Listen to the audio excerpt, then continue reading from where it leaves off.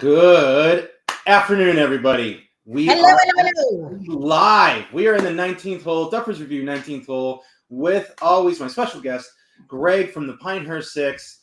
Barbara, as always, I love seeing you here and ready to help us chat and get through this. Let's do this. We're live. We are live. Welcome, everyone. Hopefully, as you're joining us, this is what we want. Comment below. Do you agree? Do you disagree with what we're saying? We want to know what your thoughts are. And so here we go. Let's get started. The first thing, let's talk the Masters. Let's talk Tiger Woods. I know, it's just like the news. If it bleeds, it leads. Let's talk Tiger Woods and what happened to him Masters weekend.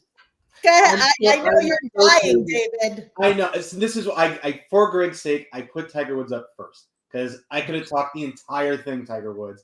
So I wanted to get in, talk about it, and then move on from it. And it is what it is. So my number one thing I wanted to start off with is his injuries. Do you think he was actually ready? I don't. This is so hard because I'm such a Tiger Woods fan. We want to see him break those last few milestones. And I think now more than anything that half of the fields have kind of left. I think he'll get the tour wins, but the majors, this is why I want to do this massive recap, with Liv being there and everything like this, his injuries, the weather. It did it to him last year. Like the weather, depending on when you went out or didn't go out. Greg, what do you think of his injuries, man? I think this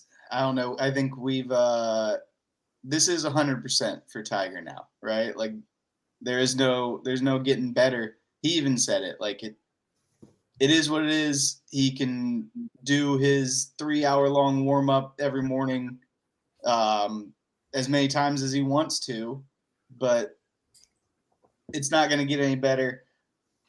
I mean, we saw it Thursday and Friday. He still got the game. He still got the hands for the short game. Putter kind of let him down this week, but he can still hit every shot.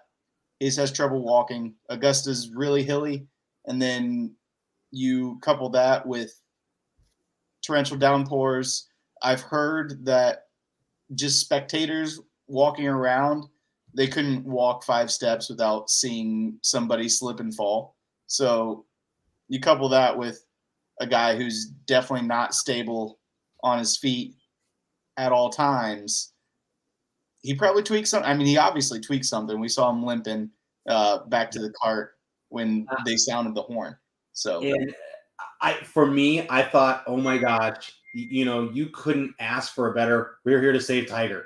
Let's go ahead and call it for the day. Like he's limping, he's almost going to be carried off of the thing. I was like, perfect. It's called. He's going to go back. He's going to recoup. He'll be able to come back. He'll be able to finish. So the next morning when he withdrew, blew my whole fantasy league. Like it just destroyed me. I mean, you are a little biased when it comes to your fantasy league and Tiger Woods, but it was painful to watch him. He was grimacing. You saw the pain in his face. So if you really love this man, I am so glad he decided to give himself grace and not continue. And after watching him like in that pain and seeing it, I don't want to see him out there to hurt himself. I do believe of the 4 majors, the Masters is the one he has the best chance to win because he knows that course better than any of the others. He's a 5-time champion. Yeah, so that's the one where it's like, ooh, if you're going to do it, I think you're going to do it at Augusta. But in the last, 8, there hasn't been a 4-day stretch of phenomenal weather. Weather has been a Masters component every single year for like almost the last 8 years. So talk about, the Mount Olympus of having to, battle through, especially when he talks about he needs his body warm. He needs to be like that. I mean, the guy looked like he was, Grandpa Woods and like covered up like he was going skiing. So, I mean, I felt it for him. It was just bad from that one. What do you guys think? Do you guys think that it's time for Tiger to retire? or do you think he should continue playing and just heal? I don't think it's time for him to retire. I think we saw it. I think we saw it in the, he still has the skill set to be a competitive golfer in better conditions. I think this is one of those with the new requirements, though, of having to play so many, events. This is going to be really interesting if it forces Tiger out or not. Yeah. That's what it is. All right. That's Tiger Woods. Okay, so that's the Tiger Woods of it all. Now let's talk about the thing that nobody really wanted to talk about or address. Let's talk Liv Golf coming to the PGA Masters.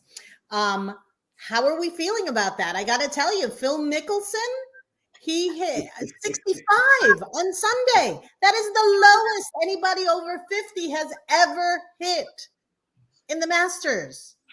That's the lowest he's shot, not in his backyard, for 3 years. So, he's been cashing in those Liv paychecks shooting 80. So, I don't know. Maybe it takes 54 holes for his body to warm up.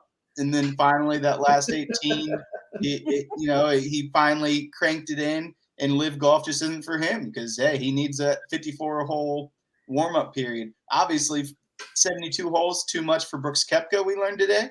Or learned this week. But hey, so the 54 holes, good for Brooks, bad for Phil. But he ended up tied for second. Do you think that, before we get to Koepka, do you think that Phil came in with something to prove? Oh, absolutely. 100%. He knows that winning cures all. It's the just win baby mentality. If he puts a couple, really good rounds together, people will start talking shit or stop talking shit. So feel the thrill. Right. So here we go. We got our first comment in. Oh, our first comment. The lovely wife is always, you got to support, right? Yes. Double on the front, wanted to see the drama of a player. Here's what's so great about this comment, and I love about this comment. In our fantasy group that all of us here we played in here, we played in the Masters Fantasy, so everyone definitely play in the Masters Fantasy. But I had friends that were solid Liv lineups. They literally chose their master picks. Like everyone from the Liv. I want to see the Liv player destroy this, win it. I want him to walk away, mic drop. I want to see the big Liv party on the greens. You know what? It's a weird bias. I'm glad they showed up to play. Mm-hmm. I'm glad Brooks backed up his comment from Full Swing. I may not remember who won it, but I'm going to win it next year. And I up until the replay of the last whatever many holes on Sunday for Brooks, I thought he was going to go wire to wire. I really did. I thought he had the cushion he needed to, if he continued to play on pace, to just run away with it. The drama of it all, and here, Greg, I'd love to see your input on this from the other side of watching that happen. Are the Liv players so used to now just playing 3 rounds? The fact that he got all of a sudden had to jump in and do, was it 30? They already had 6 done or something like that. I think they had to do 30 holes on Sunday. Because to me, that's exactly what it showed. The first 3 rounds, he was in it. He won it. Somebody should have reminded him, hey, there's one more day. There's still an 18. Because after that, all of a sudden, it was like, oh, shoot, that's right. They play 4 rounds here. And he just came off the rails. I will say, as amazing as it may sound, he took it unbelievably gracefully in the post interviews. Yeah, he held it for 36. He held it for 54, but 72 couldn't do it. What do you think, Greg? Yeah, I don't know if you guys saw, but Liv Golf tweeted out after 54 holes, congratulations to Liv Golfer Brooks Koepka on winning the Masters. So everyone was just roasting him. Like, someone remind Liv that real tournaments are 72 holes. That's amazing. So yeah, that was funny. I don't know. We can all joke that it was the 54 hole to 72 hole difference, I don't think it was that. I just think Jon Rahm is on a different planet right now. Yeah. I don't even like the narrative that Brooks choked. I think Jon Rahm just went out there and won it. I Just agree. tracked him down and won it. I agree. I don't think he choked. To me, it looked like he got tired. He stopped firing. Like, he was firing at pins. He was following through. It just looked like he sincerely just got tired. Like, the day just got to the better of him. I also think, in one weird mental, we all know golf is played between the 2 ears. I think the slow play of Cantley destroyed Brooks multiple times. The amount of anger they showed him, sitting there it was like, okay, wow. He really wanted to say something. Yeah. But what do you have to say about that, Greg? Because I was going to shift gears, but. Yeah, I mean, slow play sucks, obviously. There's videos going around Instagram right now. They're putting Patrick Cantlay addressing his drive from the time he addresses the ball to the time he actually swings. They put it next to the clip from Happy Gilmore where he 5-putts. And they're like, Happy Gilmore literally 5-putted in the time it takes Patrick Cantlay to hit his ball after he just stands next to it. So obviously, I mean, Patrick came out and said, hey, yeah, we were waiting on the group in front of us, which is exactly what I tell the Rangers when actually I've drank too much and I'm playing slow. Yeah, no, we're waiting on the group in front of us. So, yeah. The one that's in the clubhouse, you're on 8, Greg. You're on 8. I love it that Dustin is saying Brooks was irritated with Sunday's slow play. And I don't think that she's wrong because he could not handle the slow play. So I agree with you, Greg and David and Dustin. But maybe he needed to throw some headphones in. He was missing the party aspect of golf. I don't know. Right, exactly.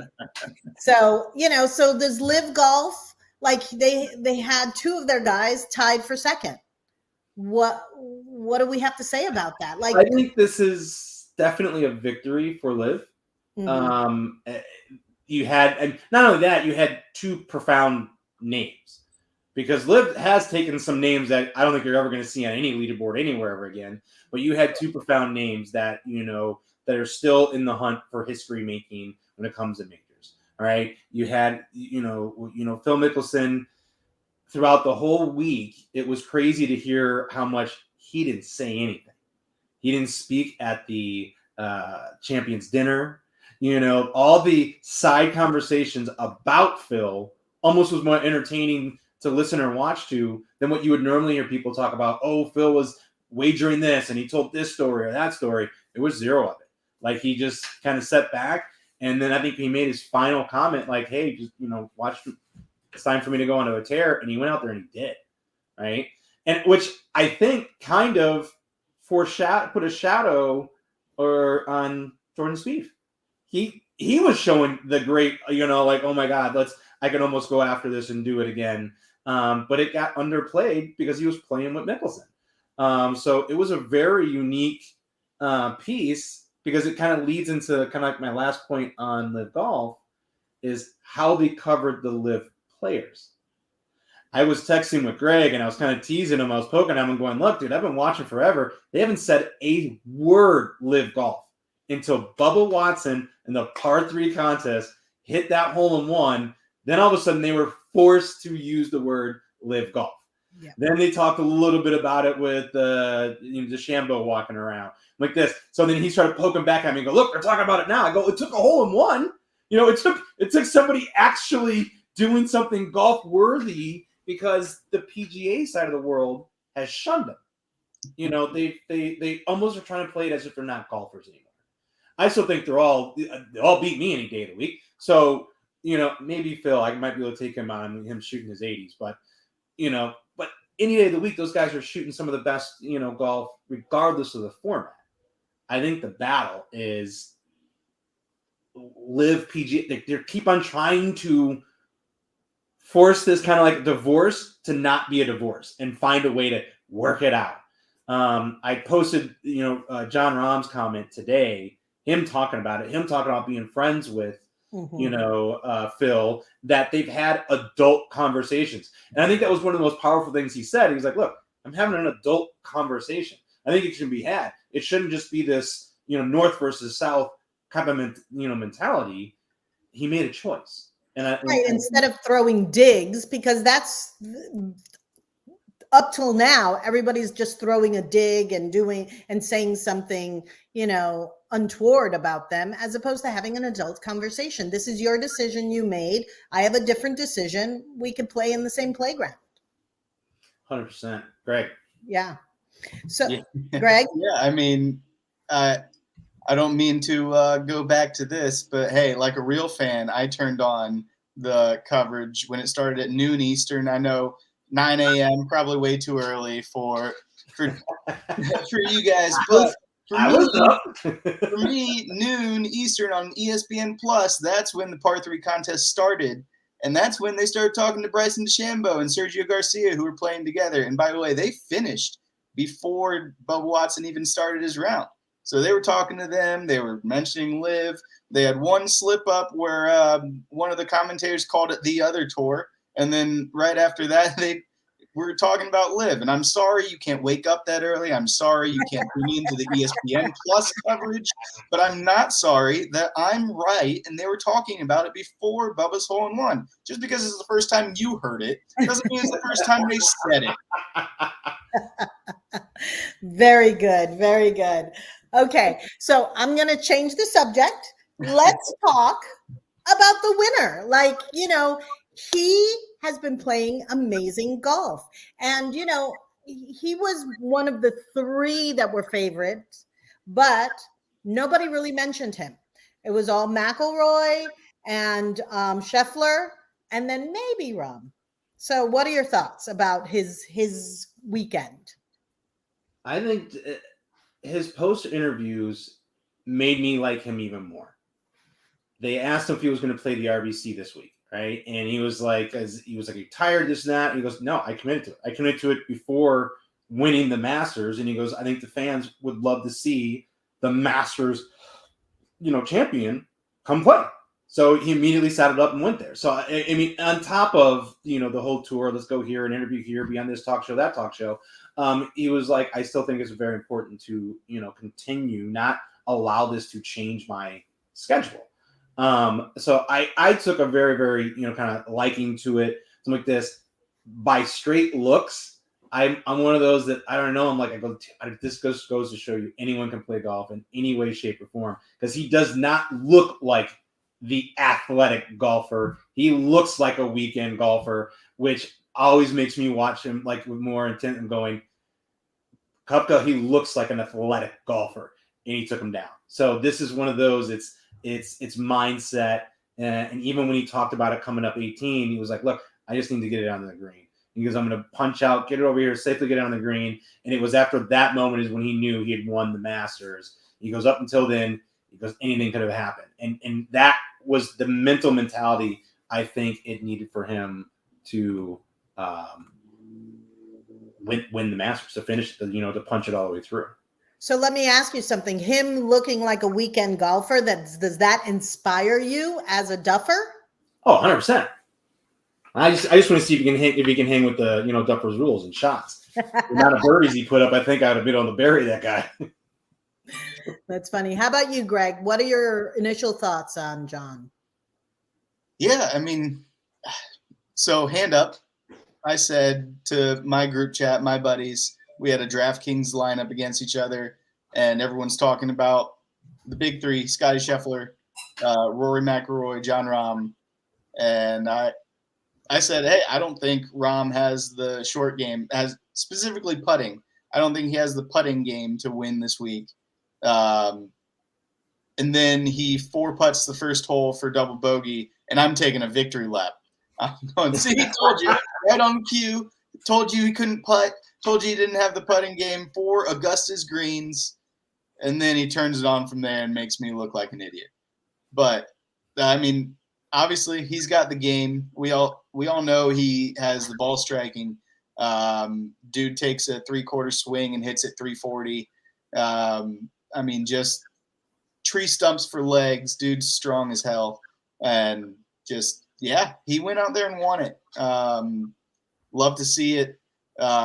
He was really cruising. I kind of saw the writing on the wall halfway through the second round. Like Brooks had it going, but Rahm was just lurking. And he was not going to be denied this week. I think I put up when he was 13 and he hit that hook shot around the tree up onto the green and then watched it slide down to the hole. I was like, there's your Masters winner right there. I called it at that stroke. I was like, dude, that was almost like watching Phil do it on the Masters from out of the pine. So it was like, I don't know what it is, but somehow every Master winner has got some miraculous shot out of those pine needles and like that defies physics somehow and just scrolls up to the hole. And I was like, there's your Masters winner right there. And after that point, he just was on fire. No one else could go anywhere near him. It was just, I think it was that confidence booster that was just like, all right, now we're just out here golfing, Yeah. And that was really, really cool to see is when you can kind of watch a golfer at any level, just all of a sudden realize and go, all right, they're in that zone. That it's feel, look, everything just it starts to play in their perspective. And it was like, here we go. And watching all the way through. That's why I give as much as, I think, Brooksy is, kind of, pompous. I give him credit for holding through. He literally maintained. I enjoyed watching the Masters on Masters.com just because I had 16 different views. And unlike ESPN, they don't edit anything out on Masters.com. So you get to hear the Duffer responses to stuff. You get to hear the teasing effect they gave Spieth on him talking to every ball he hits. So it was very, that behind the scenes look I thought was really cool. And the Masters, hands down, we'll kind of wrap into this.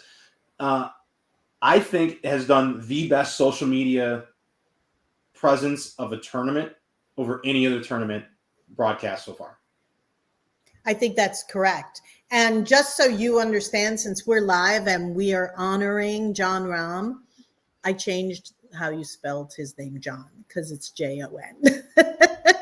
So that's it, a little tidbit.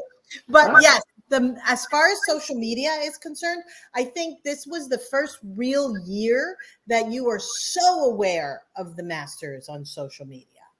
They went gangbusters. Did you notice that, Greg? What are your thoughts? Yeah, I think they definitely upped their social media presence. They've had the app firing for a couple years. That's always been nice. It's usually a joke. There's two types of people. Ones that have to that just store it in the cloud and have to bring it down from the cloud at the beginning of the week, or guys that delete it from their phone and they have to re-download it altogether.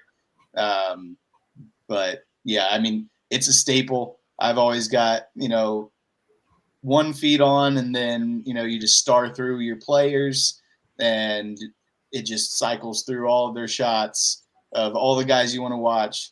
Like David was saying, it doesn't cut anything out, so you can hear the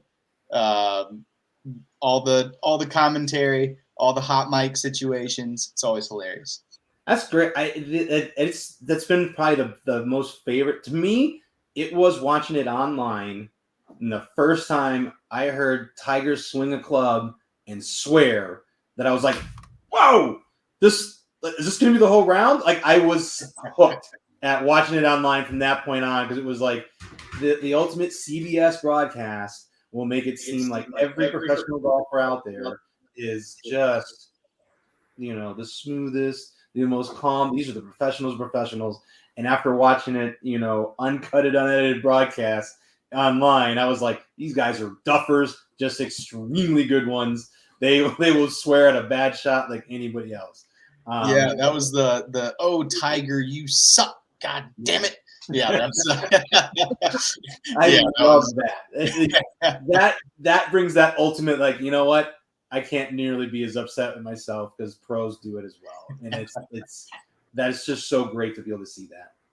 Yeah, I changed his name once again. I was going to point it out, but you got at this point, I have no idea. I was like, wait, that's wrong too. Live. This is what you get when you go live. You have the opportunities to do things like this. But I want to honor you, John, so that we're going to spell your name right. Congratulations, John, on the Masters. What a phenomenal job. Last but not least, yes, what has brought us here, and it's what has created this thing here, is Full Swing episode 4. As soon as we go offline here, I'm going to be posting so you can hear us talk about episode 4, Imposter Syndrome. This is where everyone's new favorite golfer, Joel Damon. It's one of those last names that don't look the way it sounds. Yeah. Take the H out like we should for John Rahm's name too. Exactly. You just really don't like the H's.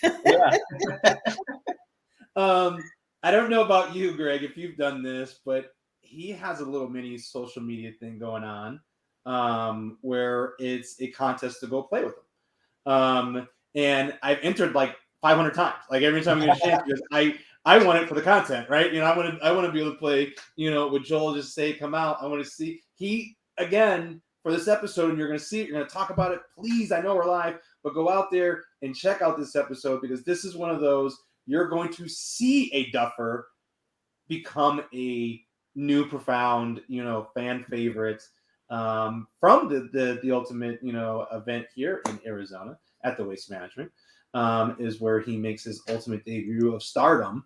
That makes, I think, a lot of Duffers, out there fall in love with the new golfer. And this episode does, I think, a great chance of showing a good behind the scenes, back of the pack golfer that once they believe in themselves can be all the difference, on the PGA Tour.